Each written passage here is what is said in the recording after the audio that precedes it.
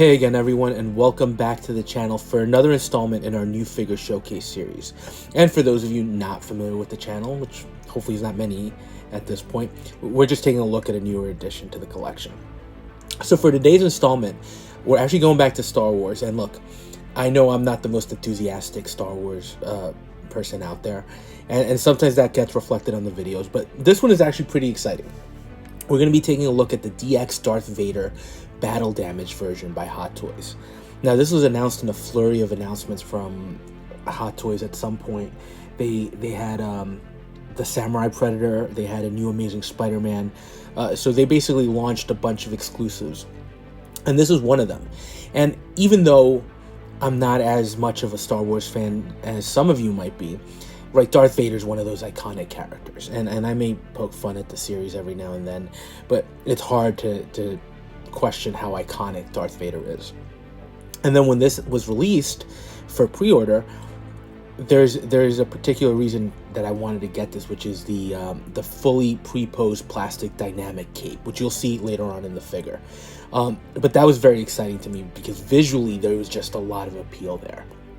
Now, the battle damage nature of this figure, I don't think is coming directly from any movie whatsoever, or any video game. It looks like it's almost like an artistic interpretation of what a heavily battle damaged Darth Vader could be, although they still obviously are using the movie references, and the sculpt is very much a Hayden Christensen, Anakin Skywalker, Darth Vader sculpt. So it's an interesting kind of aside from the basic Star Wars universe. But yeah, even though I'm winding down my Star Wars collecting, this was a figure I didn't want to pass on, and I think it was an exciting release. Just anytime you see battle damaged, there's an inherent amount of detailing that goes into those figures, right? If you've collected a battle damaged Iron Man die-cast armor, for example, you know how much pop and visual flair those little pieces or those extensive pieces of damage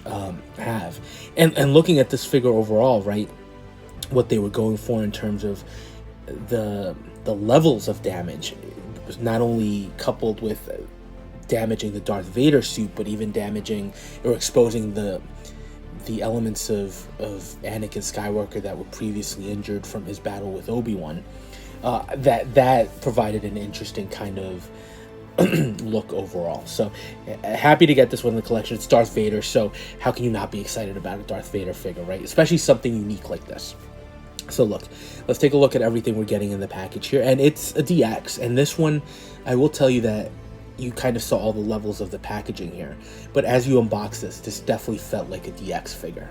The DX line it used to be Hot Toys' premier line, and when the originals came out, like the Indiana Jones, for example, you would open it, the box was pristine, it was an experience, and that's something that I felt here because of all the levels of what you're getting, including multiple sculpts. So you're getting three sculpts total, right? And then if you did get the special edition, you're getting again that dynamically posed cape, which has a nice little Easter egg to it that I'm sure everybody at this point has seen if you're even remotely familiar with this figure, but we'll get into it and we're definitely going to see it.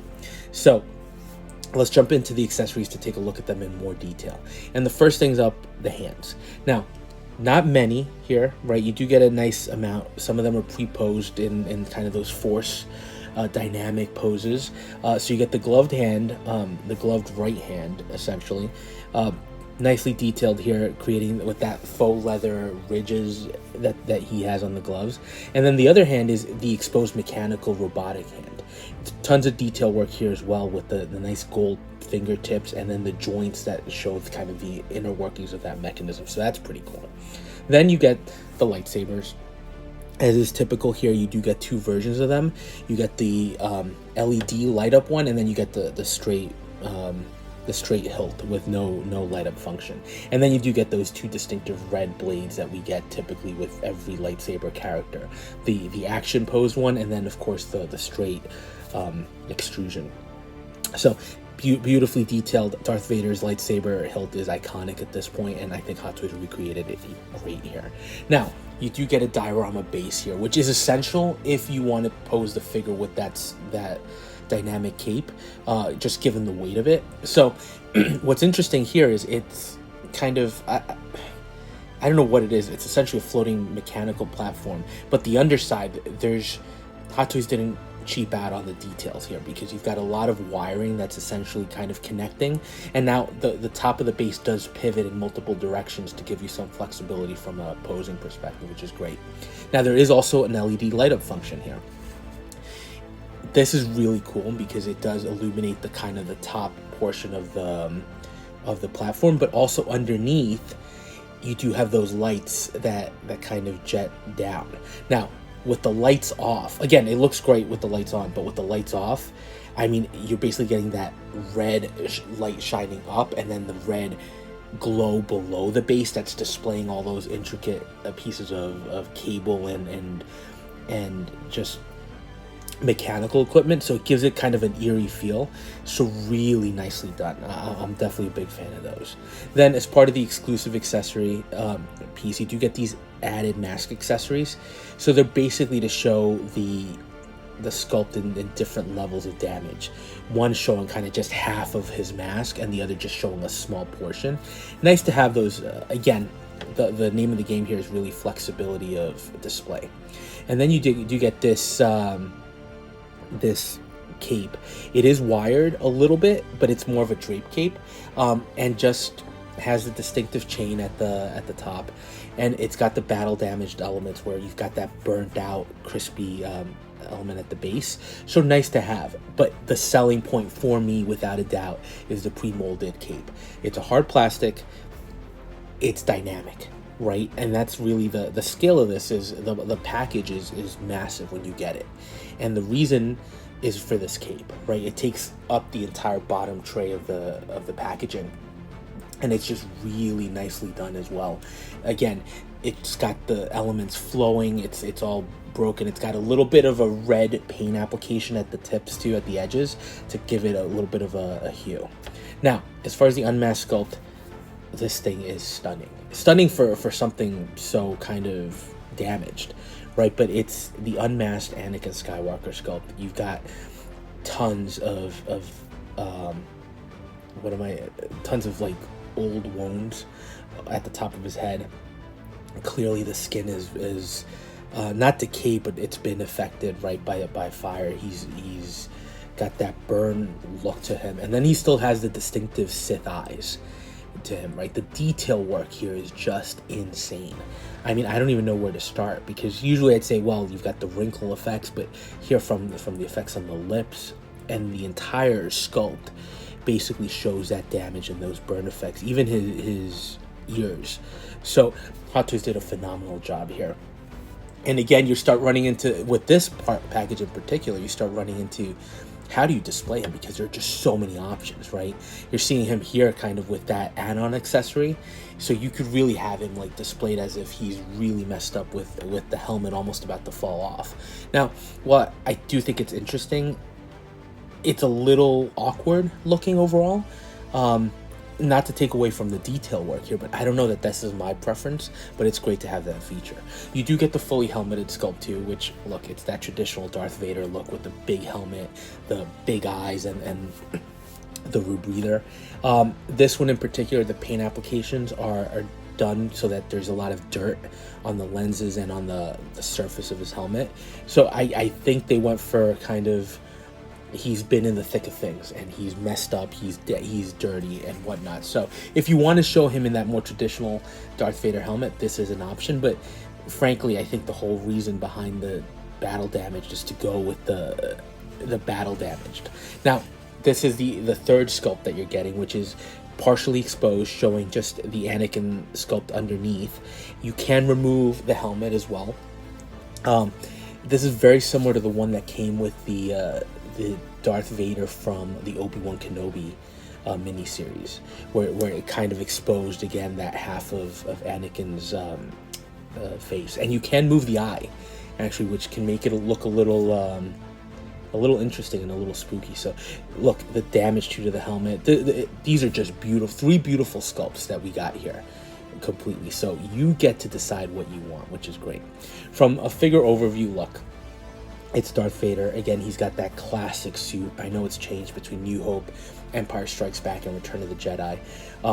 But here, right, the selling point is, again, you're getting all that detail on the helmet and the collar, but then you're seeing the battle damage and the intricate battle damage throughout, from the shoulder pauldrons, where they basically chip them and cut them, and his suit, his tunic, where you're basically exposing his body, which is also burnt up, and then the arm that shows the burn marks, and then the mechanical arm underneath with all the wiring. It's there's so much detail that you can observe here, while still preserving kind of that iconic Darth Vader look with the pants with the specific texture. But the damage continues all the way down to his leg, exposing kind of the body beneath, and again showing that mechanical robotic leg that he's got with the gold joint that connects it to the main body.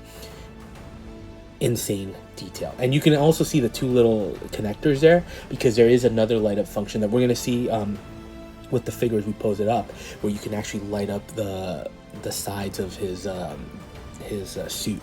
So you can see it here, right? Those panels do light up as they do in the movie, and you can also light up the lightsaber.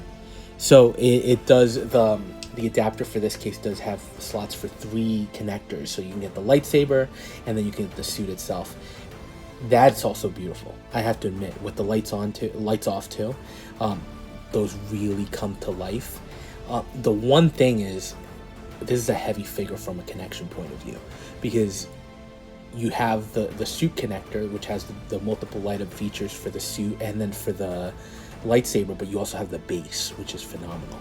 But what you're seeing here is the selling point for me for this figure, which is the dynamic cape, right? Once you put that cape on, the great thing about the exposed side, while it looks dynamic and all flowing, it creates half of an image of a Darth Vader helmet.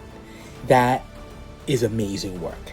I don't think it's limited to Hot Toys. I've seen another statue company do that, but the execution here is insane, right? The fact that you get that with the red glow as well, and from a distance you can see the Darth Vader face, makes this piece just to stand out. This is a phenomenal piece, even for someone like me that is not a heavy Star Wars fan. I think anybody who just wants a great looking figure or an iconic version of this character, obviously, look, you might just want the fully undamaged version, but if you want something that's just going to stand out, this stands out, and I can't tell you how impressed I am. So let me know your thoughts on this one. It's a beautiful figure. If you get the chance to pick it up, I would highly recommend it. I don't think you'll be disappointed at all. And we'll touch base on the next video.